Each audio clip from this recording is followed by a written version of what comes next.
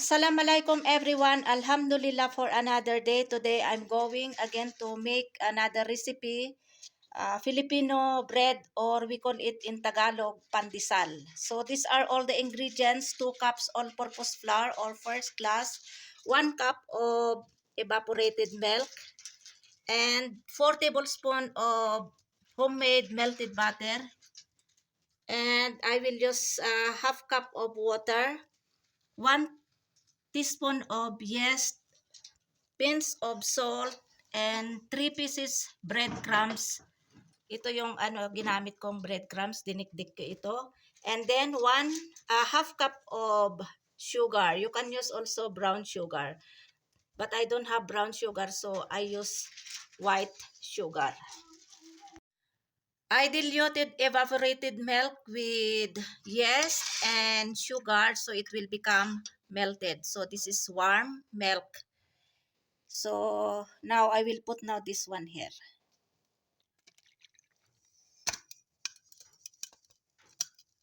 And then this pinch of salt. Then we have to mix like this.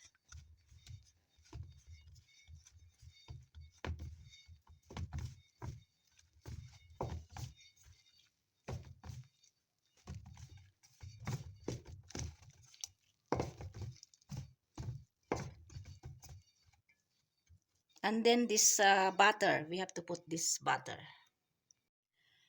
I add more 1 cup of all-purpose flour or first class, and then I put already 2 tablespoons of homemade butter. So now we have to mix again. No need to use this water because evaporated milk is enough for this dough. Now we have to mix or knead it well. I already mix well or I knead it well. So now we have to divide this one into 2. We have to divide in 2.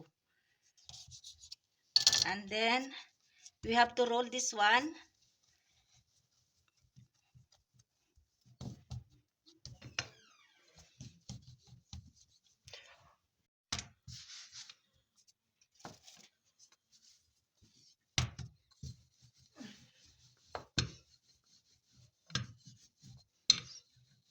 So I already roll it. Now next we have to do is we have to fold like this.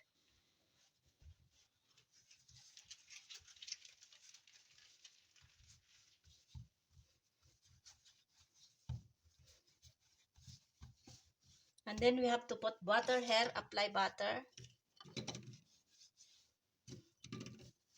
Butter or oil. If you don't have butter, then you can use oil, cooking oil.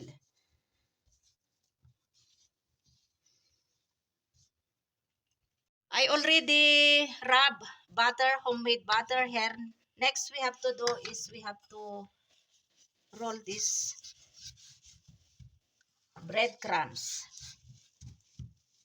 We have to apply this breadcrumbs.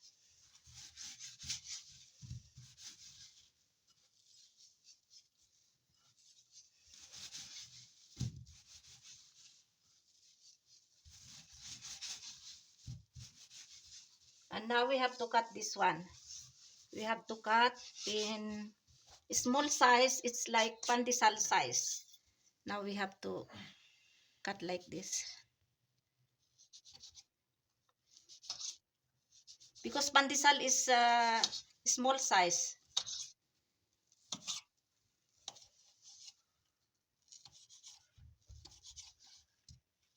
So total 2, 4, 6, 7, 2, 4, 2, 4, 7. So 14 pieces.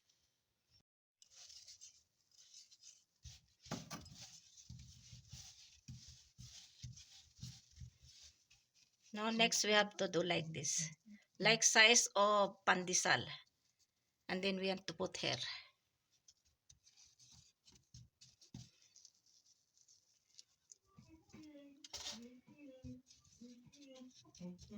And then leave this one for 30 minutes. Then you can bake now in your oven. But I will bake this one in my unique oven or in pan. This is ready to bake in my unique oven using this big casserole with sand. So I will leave this one for 10 minutes. And this is common Filipino bread. We call it in Tagalog, pandesal.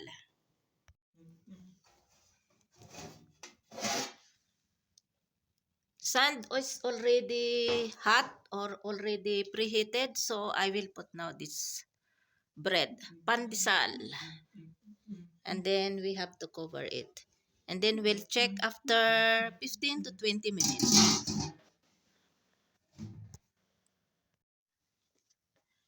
Now it's time to change side because it's already cooked.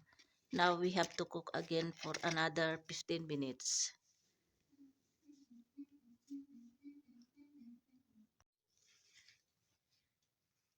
Ito na yung pandesal na aking ginawa. It's not successful but it's okay.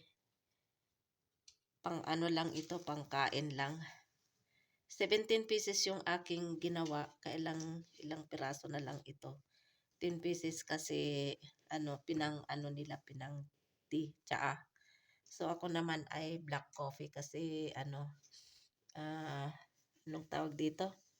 Sinisipon ako sa sobrang lamig. Kaya ito naggawa ako ng tea. So kain tayo ng magkape tayo. 10 PM na. So magkape ko nga ito para yan.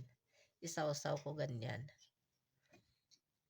'Di ba yung pandesal malambot, ito ay matigas pero okay lang. Kasi first time kong gumawa nito kaya hindi hindi successful yung paggawa. Bismillahirrahmanirrahim. Mm.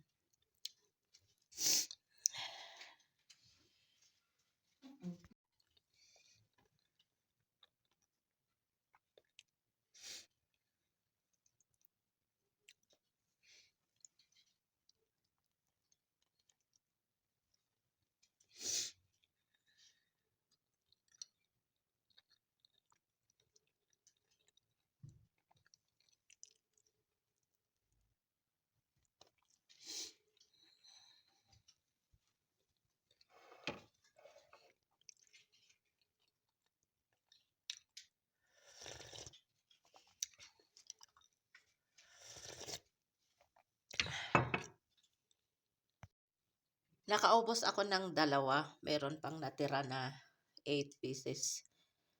Bukas ito uli i-ano ko sa tsaa o kaya chai, tea o kaya coffee o kaya black coffee.